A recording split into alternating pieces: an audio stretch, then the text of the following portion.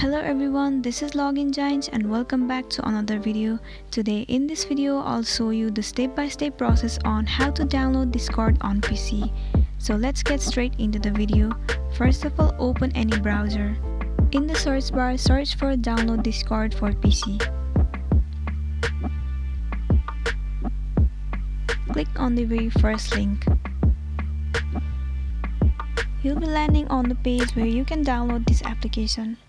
So click on download for Windows in order to download Discord.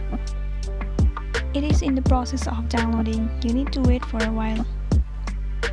Once the process of download is done, it will start to install your application.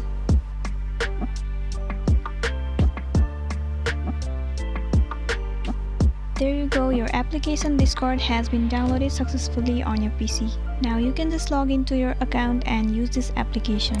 Well, this was for today and this was a quick tutorial on how to download Discord on PC. I hope you found this video informative. Thank you for watching it till the end.